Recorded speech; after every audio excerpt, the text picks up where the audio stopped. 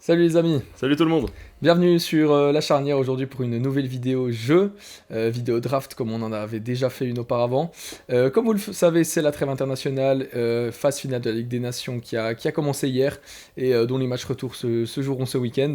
Alors avec Robin, on a réfléchi à une petite vidéo sympa où on va composer chacun notre tour, on va se faire un petit match de draft où on va sélectionner en fait chacun notre tour des joueurs justement participant à cette phase finale de la Ligue des Nations et ça va s'orchestrer de la manière suivante. On aura en gros chacun 11 joueurs à choisir, logiquement, plus un entraîneur, soit 12 éléments chacun à choisir, donc 24. Et tout ça, si on divise par les 8 équipes encore présentes en Ligue des Nations, ça nous donne 3. Donc on aura le droit en gros à cumuler, Quentin et moi, à 3 éléments de chaque nation maximum, entraîneur et joueurs confondus. Donc voilà, on aura par exemple Quentin pourra prendre les 3 espagnols et moi par exemple 3 français, mais cumulé, on aura le droit de prendre maximum 3 éléments de chaque nation. Donc voilà, je vous propose qu'on commence tout de suite par le premier choix et le tirage au sort qui va déterminer qui aura l'honneur de commencer. C'est parti.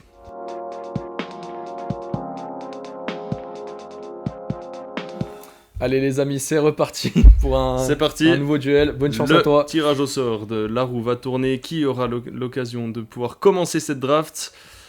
Et ça va être moi. Non, ça va être Quentin. Encore une fois, c'est moi. Hein. Elle a glissé plus loin que ce que je pensais, la roue. Alors, Quentin qui a l'occasion de commencer cette draft. Alors, étant donné que j'ai l'honneur d'avoir le premier choix, je vais aller sur un milieu de terrain qui pour moi est potentiellement actuellement le meilleur joueur du monde. C'est l'Espagnol du FC Barcelone, Pedri. Qui vient prendre la première place dans mon équipe. Choix pas très difficile, pour moi c'est vraiment le milieu de terrain, l'homme en forme de ce FC Barcelone qui performe très fort cette saison, champion d'Europe également avec l'Espagne. Pedri qui est vraiment ce joueur qui dicte le tempo des équipes dans lesquelles il joue, et je pense que ça va être un très très bon atout pour mon milieu de terrain. Ok, à moi alors de commencer mon équipe. Je vais partir sur un 4-2-3-1 qui bien sûr pourra être modifié plus tard. Je vais commencer avec mon ailier droit. Tu as parlé d'un Barcelonais, Pedri, qui performe énormément au Barça. Je vais prendre son compatriote et son collègue en club, en la personne de Lamine Yamal. Voilà, Pedri qui effectivement dicte le tempo du jeu du Barça, et Yamal qui est souvent là pour détruire les défenses adverses, que ce soit en assist, but, juste créativité. Yamal qui vraiment, voilà, il est incroyable cette saison, il marque, il assiste, il est au cœur de la créativité du jeu du Barça avec Pedri, souvent Rafinha plus à la finition, mais voilà, pour son âge, ce qu'il fait, et également en Ligue des Champions, ce qu'il a démontré dans les plus grands matchs, les plus hautes sphères du football européen, c'est juste incroyable. Donc voilà, Lamine Yamal en premier pour mon équipe. Second joueur de mon équipe, moi je vais plutôt partir sur une base de 4-3-3 pour le moment parce que j'aimerais bien avoir quand même 3 milieux de terrain et des ailiers. Et en parlant d'ailiers, c'est le poste que j'ai envie d'aller tout de suite verrouiller avec la référence en la matière, le français Kylian Mbappé. Voilà, joueur confirmé au plus haut niveau, l'un des meilleurs joueurs du monde depuis maintenant plusieurs années, qui a une très bonne expérience avec les Bleus également. Voilà, déjà vainqueur d'une Coupe du Monde, presque une deuxième. Début de saison compliqué au Real Madrid, mais on voit qu'il est revenu très très fort. Donc voilà, moi je pense que c'est un atout de choix pour mon attaque, et voilà, c'est les yeux fermés que je le prends sur mon côté gauche. Ailier gauche, pas en neuf. Non, ailier gauche plutôt. Ailier gauche, ça marche. C'est mon avis, je n'en démords pas. Ailier gauche. Pour poursuivre, j'ai beaucoup de créativité avec Yamal, et ben je vais continuer sur la même lignée. Je vais aller sécuriser mon numéro 10 qui pourra jouer également à gauche si j'ai besoin de modifier ma composition plus tard dans la draft. Je vais aller chercher la créativité du Bayern Munich en la personne de Jamal Musiala, qui réalise une de ses meilleures saisons d'un point de vue statistique, vraiment avec Kane, les 2 meilleurs joueurs du Bayern cette saison, avec Michael Olise également. Donc voilà, Musiala pour encore plus de créativité, peut-être un peu un lien vert-fut avec Lamine Yamal. Je pense qu'ils parlent le même football, et ça va faire beaucoup de bien à l'offensive de mon équipe. Alors pour ma part, je vais changer un petit peu de stratégie sur les troisièmes parce que pour le moment on épluche les grandes nations du continent européen. Alors on va rester sur une grande nation, mais un petit peu plus petite quand même peut-être. C'est la Croatie. Ok. Et je vais aller chercher mon latéral gauche qui est Josko Gvardiol. Parce que je pense que voilà, on va devoir faire 3 choix croates, et s'il y en a un sur les 2 peut-être à faire, Oui. c'est Gvardiol, voilà, joueur qui surnage vraiment dans le Manchester City, de Pep Guardiola cette année qui, comme vous le savez, voilà, a connu moult difficultés. Je l'ai trouvé vraiment toujours très au point à City, même si voilà, on a l'image où cet homme-là le tue clairement. Ouais. Mais dans l'ensemble, il faut vraiment respecter ce monsieur. Je pense que Guardiola, c'est un défenseur très solide, très jeune. Avec la Croatie, pareil, il a toujours su se montrer très décisif. C'est d'ailleurs avec la Croatie qu'il a su se révéler, sous Zavko Dalic, justement. Très bon match également, justement, contre l'équipe de France hier soir. Donc voilà, Guardiola pour le poste de latéral gauche, je pense qu'en Europe, c'est vraiment une très bonne valeur sûre. Je trouve qu'il y a une légère pénurie au poste de latéral droit, et le joueur que je vais aller prendre me permet soit de le mettre latéral comme il joue avec sa nation, Mhm. qu'est l'Allemagne, mais je pourrais aussi le glisser au milieu de terrain en cas de besoin. Je vais aller prendre Joshua Kimmich, le compatriote, et en club aussi le compagnon de Jamal Musiala qui fait tant de bien au Bayern, qui fait une super saison, et avec l'Allemagne il a réalisé encore un super match hier soir contre l'Italie, doublé de passes décisives. Le capitaine de la Mannschaft, maintenant que Manuel Neuer a pris sa retraite internationale. Au Bayern, ce sera également le capitaine une fois que Manuel Neuer prendra sa retraite tout court. Donc voilà, Kimmich qui vient de prolonger en plus, il fait une top saison, vraiment à la création des actions. Peut-être que je le replacerai au milieu plus tard, à voir comment évolue, quel profil j'arrive à prendre dans mon milieu de terrain. Pour l'instant, je le mets au poste de latéral droit parce que je trouve que dans les nations qui restent, il y a peu de latéraux qui sortent du lot. Donc voilà, Kimmich qui vient remplir ce poste et qui forme une super paire avec Lamine Yamal pour mon côté droit. On poursuit les amis avec un nouveau poste que j'ai envie d'aller chercher. C'est certainement le meilleur défenseur central du monde, qui est européen, qui est néerlandais, et c'est Virgil van Dijk. Voilà, que je me dois d'aller sécuriser sur ma ligne défensive. Virgil van Dijk qui renaît vraiment, voilà, après quelques années peut-être un petit peu plus compliquées à Liverpool. On sait que quand il est arrivé là-bas, il a su vraiment devenir ce défenseur considéré comme l'un des meilleurs défenseurs du monde, voire le meilleur. Il l'est redevenu à 32 ans, il me semble. Voilà, Virgil van Dijk qui est un défenseur juste aux qualités exceptionnelles, qui avec les Pays-Bas n'a pas connu grand succès encore, malgré le fait qu'ils avaient quand même beaucoup de joueurs de top qualité sur la ligne défensive. Voilà, à Liverpool, c'est quand même un défenseur qui est établi depuis des années. Et voilà, j'ai aucun doute. Pourquoi pas me prendre le brassard pour Virgil van Dijk dans mon équipe. On verra un peu comment la suite se profile, mais voilà, sur ma charnière, j'ai pas trop de doute avec Van Dijk. Personnellement, je vais continuer d'aller là où je trouve qu'il y a des pénuries. Les postes où il y a des pénuries, comme ça va bien mettre en difficulté mon acolyte. Je vais aller au poste de numéro 9. Numéro 9, je pense qu'il y a vraiment un manque, en tout cas dans les notes que j'ai prises jusqu'à maintenant, il y a un manque de joueurs dans les équipes qui sont encore en lice en Ligue des Nations. C'est pour ça que je vais aller prendre un joueur qui n'est pas un 9 à la base, mais qui va jouer 9 dans mon équipe, parce qu'il remplit très bien ce rôle depuis maintenant 2 mois. Je parle bien entendu de Ousmane Dembélé, qui vient prendre la place de numéro 9 dans mon équipe, qui peut prendre la profondeur, qui peut décrocher, venir combiner avec Jamal Musiala. Il a ce nouveau rôle au PSG de jouer en faux 9, de venir participer au jeu et de mettre en difficulté les défenses adverses. Donc voilà, peut-être que aussi je pourrais le repositionner si jamais. Il peut jouer à droite, il peut jouer à gauche. Mais là pour l'instant je le mets en 9, donc voilà, Ousmane Dembélé, l'homme aux 20 buts en 2025 ou bientôt. Donc voilà, il vient à la pointe de mon attaque. J'ai déjà un magnifique milieu de terrain en la personne de Pedri, mais j'ai envie d'aller en chercher un deuxième, parce que c'est la zone quand même du terrain qui souvent gagne les matchs, ces batailles des milieux de terrain, et je pense que pour accompagner Pedri, qui de mieux qu'un autre tâteur de ballon d'exception, qui nous vient tout droit du Portugal, c'est Vitinha.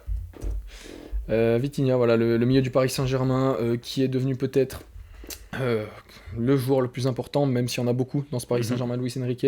C'est quand même vraiment voilà, la plaque tournante, le pivot de ce milieu de terrain. Vitinha qui sait tout faire avec la balle au pied, hein. Franchement, impossible de lui prendre le ballon, j'ai l'impression. Il est clutch, il marque beaucoup de buts de loin, très bon sur les coups de pied arrêtés aussi. On sait que c'est un excellent tireur de penalty. Donc voilà, Vitinha, le premier portugais de cette draft, rien que de le voir aux côtés de Pedri, j'en ai déjà les frissons. Il sait tout faire, un peu comme Pedri justement, peut-être profil un petit peu plus justement box-to-box, voire 6, donc pour donner un peu d'équilibre à ce milieu de terrain qui pour le moment part sur un 4-3-3. Donc voilà, Vitinha pour moi. Les amis, je vais aller sécuriser un défenseur central qui a fait parler de lui hier, à l'heure où on s'enregistre, avec l'équipe de France, mais sans jouer. Il a fait parler de lui sans jouer. Ce défenseur, c'est un défenseur du Bayern Munich extrêmement solide. C'est Dayo Upamecano. Bon, il a joué la deuxième mi-temps. Il Ça, a joué c'est la vu. deuxième mi-temps, oui, et tout le monde a crié au scandale de sa non-titularisation. Upamecano, l'équipe de France, je n'ai plus exactement les chiffres en tête, mais l'équipe de France n'a pas fait de clean sheet sur tous les derniers matchs presque où il ne jouait pas, et a fait des clean sheets sur les derniers matchs où il jouait. Voilà, une régularité qu'on sait apprécier du côté de la Bavière cette saison. Pas de boulettes, ce qui lui était reproché notamment en Ligue des Champions, un aller-retour simplement exemplaire contre Leverkusen et dans les gros matchs cette saison globalement. D'ailleurs, Upamecano qui est vraiment au top de sa forme. Sous Vincent Kompany, il a une pleine confiance en son joueur. Donc voilà, Upamecano qui est le premier défenseur de ma charnière centrale. Les amis me voilà contraint d'effectuer un choix. Je vais devoir replacer Kylian Mbappé en numéro 9. Ça ne me pose pas tant de problème parce que tu avais raison. C'est vrai qu'il y a quand même un peu une pénurie au poste de numéro 9 de premier plan finalement en Europe, étant donné que l'Angleterre n'est pas là, par exemple avec Harry Kane. La Pologne n'est pas là avec Lewandowski. Donc, moi je pense que je vais laisser Mbappé en numéro 9. J'avais peut-être prévu de prendre Ousmane Dembélé, mais voilà, moi ça me va très bien de faire comme ça. Pour aller prendre un autre ailier gauche que j'estime énormément, qui est espagnol. Okay. Et voilà, qui nous a livré un euro tout simplement exceptionnel, c'est le jeune Nico Williams, comme j'aime bien l'appeler le Vinicius européen. J'ai pas peur de le dire. Non, mais ce joueur est fort. Il aurait dû potentiellement partir au Barça, ça s'est pas fait. Malheureusement, il est resté du côté de l'Athletic Bilbao. Début de saison compliqué, mais il revient très fort en ce moment. Il score beaucoup. Il a marqué d'ailleurs également avec l'Espagne. Et on a vu quand dans une équipe qui tourne, avec un 4-3-3 bien huilé comme celui de Monsieur de la Fuente, ouais, c'est un joueur qui sait faire parler ses qualités de percussion, de vitesse, de finition. Donc voilà, ailier que j'estime beaucoup. Moi, je pense que sur le poste d'ailier gauche avec Mbappé en 9, ça a de quoi faire une très belle attaque. Et ça a de quoi faire très mal dans la profondeur aussi. Pour accompagner Jamal Musiala et Lamine Yamal, qui sont deux joueurs très très jeunes, il me faut un peu d'expérience au milieu de terrain. Il me faut un peu d'expérience. Et qui d'autre que le joueur toujours tellement juste techniquement, même à 38 ans, Luka Modric. Luka Modric qui a encore fait un top match face à la France, qui à chaque fois qu'il rentre avec le Real apporte cette stabilité et permet de garder le ballon au milieu de terrain, toujours juste dans les choix.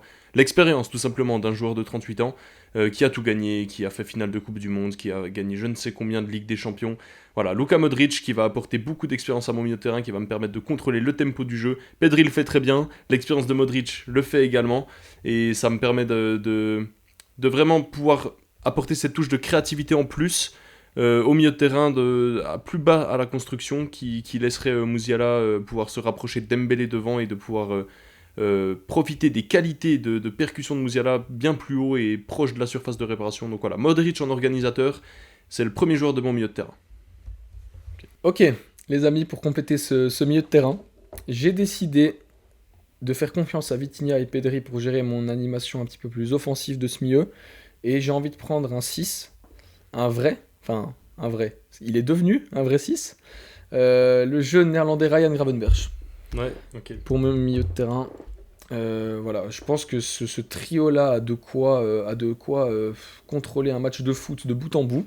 J'ai vraiment aucun doute sur ces trois gars-là que j'estime beaucoup. Gravenberch, on vous en a déjà pas mal parlé cette saison parce que c'est un joueur qui a vraiment explosé sous la houlette d'Arne Slot. Il est arrivé à Liverpool avec un bagage plutôt de numéro 8, voire 10. Il s'est mué en un numéro 6 d'exception, peut-être le meilleur sur la planète si on prend l'ensemble de la saison. En tout cas, il est dans la discussion. Tout jeune, Ryan Gravenberch, qui va aussi gentiment s'imposer aux Pays-Bas, je pense, même s'il y a du monde au milieu avec les Frenkie de Jong et tout. Voilà, il est doté de qualités vraiment énormes, ce joueur très, très grand, très technique, très physique. Donc voilà, je pense qu'en numéro 6, vraiment un cran en dessous de Vitinha et Pedri, tout ça respire le football pour moi. Je vais également compléter mon milieu de terrain avec le profil parfaitement complémentaire à Luka Modric. Luka Modric qui n'est pas très fort défensivement, il est surtout fort avec ballon, il casse les lignes par la passe. Et ben son compagnon dans ma draft, lui casse les lignes par la prise de balle, la prise de risque balle au pied, et c'est également un énorme bosseur sans ballon. Il s'agit du compatriote de Gravenberch, il s'agit de Tijani Reinders de l'AC Milan. On parlait de top milieu de terrain de cette saison, il en fait clairement partie. Il surnage à l'AC Milan qui est une équipe vraiment, j'ai pas envie de dire en perdition cette année, cette saison, mais presque. Éliminé de la Ligue des Champions contre le Feyenoord, En Serie A, c'est vraiment catastrophique, ils sont 8e ou 9e. Mais Reinders surnage vraiment, et il fait encore un top match hier contre l'Espagne à l'Euro, on s'enregistre. Donc voilà, Reinders qui vient compléter et qui vient apporter cette touche de physique aux côtés de Luka Modric au milieu, et qui serait chargé plutôt du boulot sans ballon, alors que Modric pourrait les distiller lorsque mon équipe aurait la balle. Petit move un petit peu filou de ma part. J'ai remarqué qu'une des grandes nations où on n'a pas encore pris les 3 jours, c'est le Portugal. Mhm.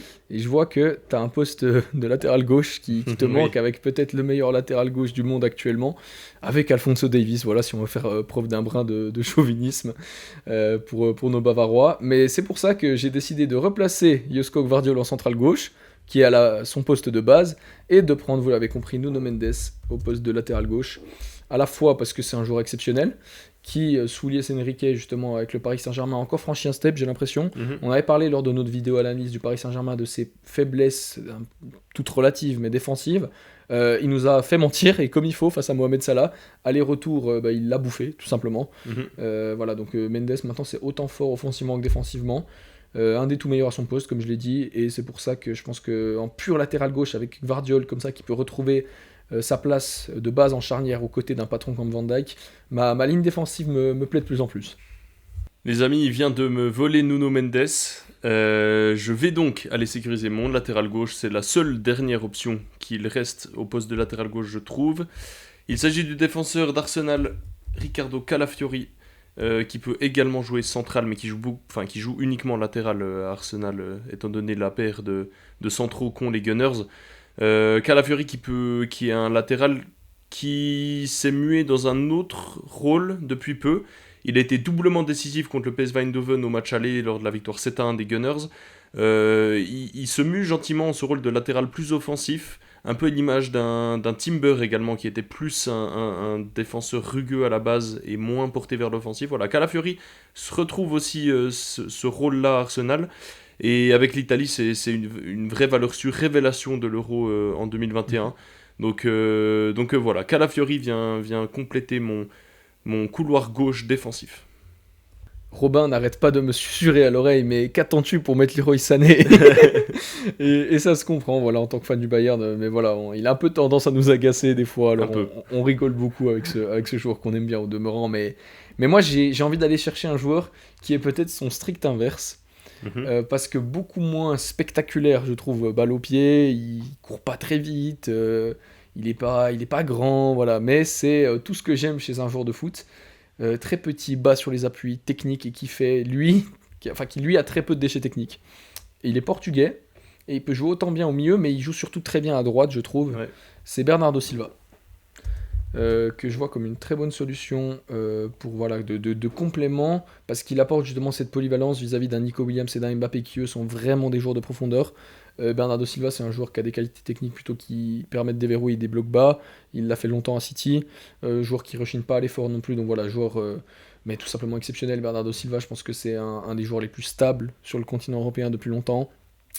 Avec le Portugal, il a toujours aussi pris une place de titulaire dans le 11. Donc voilà, Bernardo Silva, pour épauler les deux flèches de devant, je pense que ça me satisfait parfaitement. Je vais alors prendre mon dernier défenseur central et je vais pas passer par 4 chemins. Je peux faire un petit pronostic? Oui, vas-y. Bastoni. Je ne vais pas prendre Bastoni. Ok.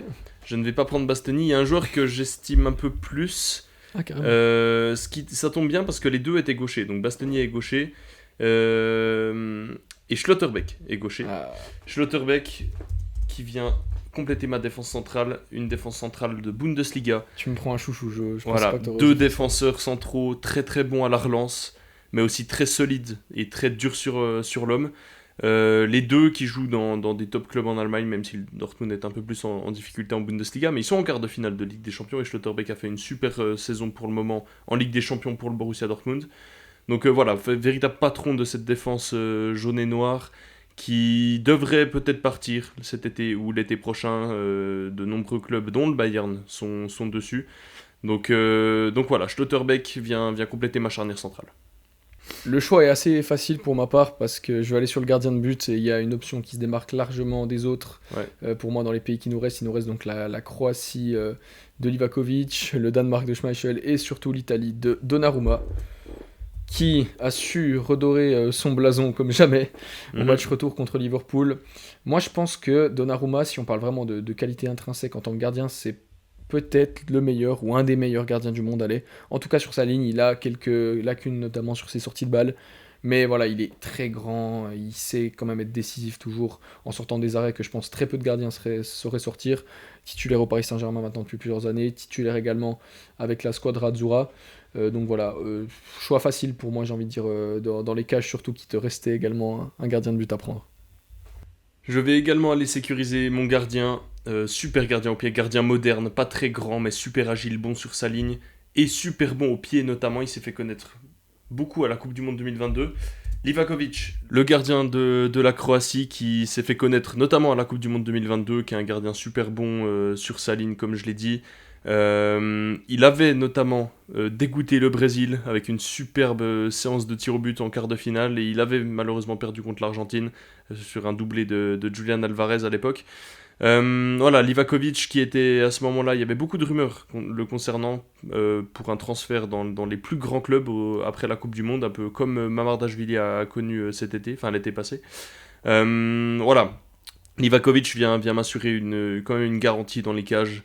Bien qu'il ne soit pas un nom autant flamboyant que les Donnarumma ou les autres gardiens qui étaient à notre disposition. Mais voilà, Livakovic me va très bien, un gardien avec un bon jeu au pied, un gardien moderne. Donc Livakovic dans mes cages.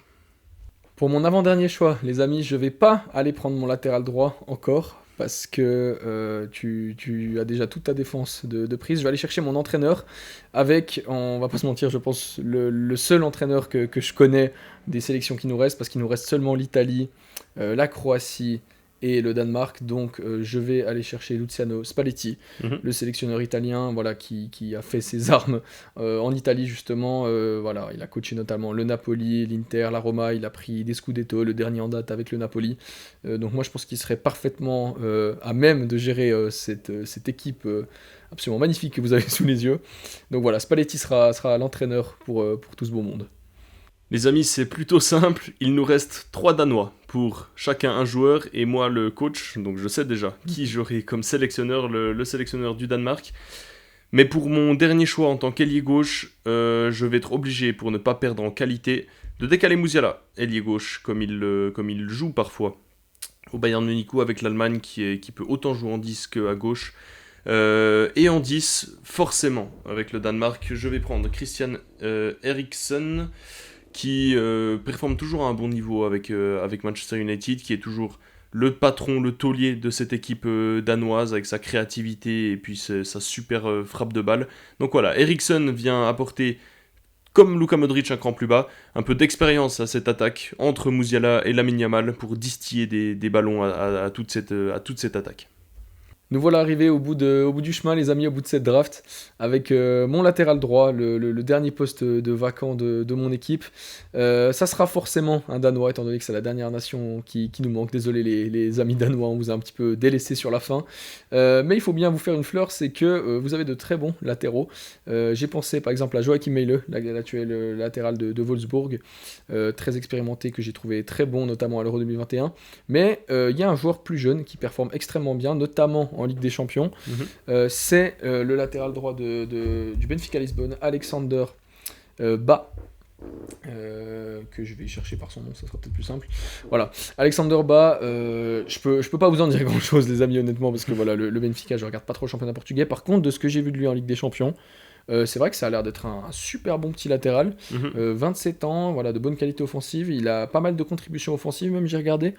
Donc voilà, moi je pense que c'est un peu le pendant de Nuno Mendes à gauche, tous deux qui proviennent du championnat portugais. J'aime bien les petites connexions comme ça. Ouais. Donc voilà. Les amis, je dois encore choisir mon sélectionneur et forcément c'est le sélectionneur du Danemark étant donné que c'est la seule nation qui reste. Le sélectionneur du Danemark s'appelle Brian Rimmer, il est en poste depuis octobre 2024 à la sortie de l'Euro. Donc voilà, je peux pas vous en dire grand chose, si ce n'est que c'est un vrai produit du terroir danois. Il a coaché à Copenhague avant de devenir le sélectionneur du Danemark.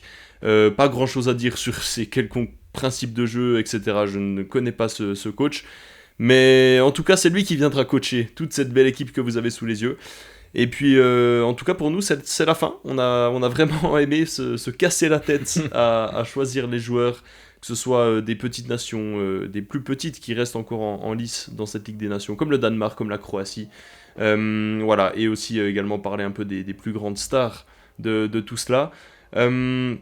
Vous avez les deux 11 qui s'affichent juste maintenant sous vos yeux. On vous invite à aller voter dans notre story sur notre compte Instagram, sur lequel il faut aller d'ailleurs s'abonner. Allez voter sur l'équipe qui vous parle le plus, que vous trouvez la plus forte ou que vous trouvez peut-être la plus équilibrée. Nous en tout cas, on va se retrouver tout bientôt pour une nouvelle vidéo. Ce sera un start bench sell pour ceux qui connaissent déjà le concept, un choix entre 3 joueurs et on doit les classer dans l'ordre de préférence. Un concept un peu plus ludique en cette trêve internationale qui nous permet d'aborder d'autres thèmes. Et puis peut-être le mot de la fin, Quentin. Ouais, bah écoutez les amis, dites-nous aussi si vous avez apprécié qu'on parle un petit peu de football international. C'est vrai que c'est la première fois qu'on parle des équipes nationales.